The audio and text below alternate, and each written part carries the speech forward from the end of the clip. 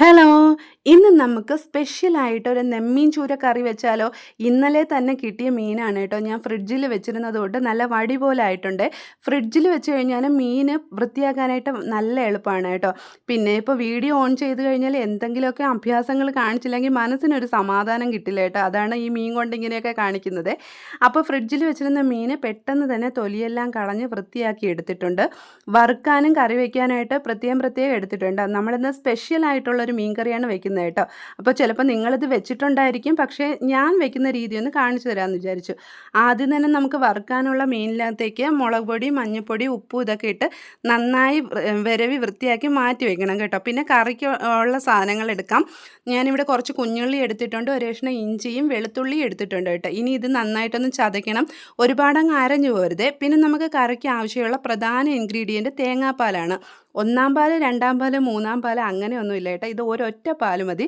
ഗ്രേവിക്ക് ആവശ്യമുള്ള തേങ്ങാപ്പാൽ എടുക്കുക. അതിനകത്തേക്ക് നമ്മൾ മഞ്ഞൾപ്പൊടി, മുളക് പൊടി, മല്ലിപ്പൊടി, ഉലുവാപ്പൊടി ഇതെല്ലാം ആവശ്യത്തിന് ചേർത്ത് നന്നായിട്ട് കട്ടയൊന്നുമില്ലാതെ ഇളക്കി മാറ്റി വയ്ക്കണം. ഞാനിപ്പോൾ നിങ്ങളെ കാണിക്കാൻ വേണ്ടിയിട്ടായതുകൊണ്ടാണ് കേട്ടോ ഇതിനകത്തേക്ക് സ്പൂണൊക്കെ ഇട്ട് ഇളക്കുന്നത്. അല്ലെങ്കിൽ നമുക്ക് കൈ കൊണ്ട് തന്നെ നന്നായിട്ട് ഇളക്കി യോജിപ്പിച്ച് മാറ്റി വെച്ചാൽ മതി.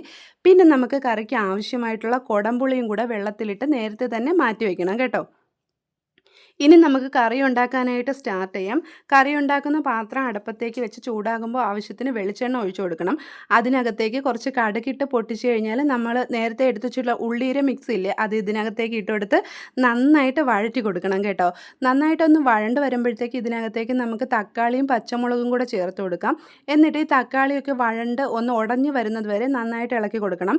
അതിനുശേഷം നമ്മൾ എടുത്ത് വെച്ചിട്ടുള്ള തേങ്ങാപ്പാലിൻ്റെ മിക്സ് ഇല്ലേ, അതും കൂടെ ഇതിനകത്തേക്ക് ഒഴിച്ചു കൊടുക്കണേ. എന്നിട്ട് ആവശ്യത്തിനുള്ള ഉപ്പും വേണമെങ്കിൽ കുറച്ച് വെള്ളം കൂടെ ചേർത്ത് കൊടുക്കാം. ഇതൊന്ന് തിളച്ച് വരുമ്പോഴത്തേക്ക് നമുക്ക് ഇതിനകത്തേക്ക് ആ കുതിർത്ത് വെച്ചിട്ടുള്ള കുടംപുളി കൂടി ഇതിനകത്തേക്ക് ചേർത്ത് കൊടുക്കാം. പുളിയും കൂടെ ചേർത്ത് അത് ഒന്നുകൂടെ തിളപ്പിക്കണം. തിളപ്പിച്ച ശേഷം നമ്മൾ വൃത്തിയാക്കി വെച്ചിട്ടുള്ള മീനിൻ്റെ കഷ്ണങ്ങളെല്ലാം ഇതിനകത്തേക്ക് ഇട്ട് കൊടുക്കണം കേട്ടോ. എന്നിട്ട് അടച്ച് വെച്ച് ചെറിയ തീയിൽ നന്നായിട്ട് വേവിച്ചെടുക്കണം. ഇടയ്ക്ക് തുറന്നൊന്ന് ഇളക്കി കൊടുക്കാം. പിന്നെ നമുക്ക് ആവശ്യത്തിനുള്ള കറിവേപ്പിലയും ഉപ്പും ഒക്കെ ഇട്ട് കൊടുക്കാം. ദേ കണ്ടില്ലേ, കറിയെല്ലാം നല്ല റെഡിയായി വന്നിട്ടുണ്ട് കേട്ടോ. നല്ല ഭംഗിയാണ് കേട്ടോ കാണാനും കഴിക്കാനും. അപ്പോൾ വീഡിയോ എല്ലാവരും കാണണം, ലൈക്ക് ചെയ്യണം, ഷെയർ ചെയ്യണം, കമൻറ്റ് ചെയ്യണം. ചാനൽ സബ്സ്ക്രൈബ് ചെയ്ത് സപ്പോർട്ട് ചെയ്യാനായിട്ട് ആരും തന്നെ മറന്നു പോകരുത് കേട്ടോ. അപ്പോൾ ഇന്നത്തേക്ക് നിർത്തുവാണ്. Okay, bye.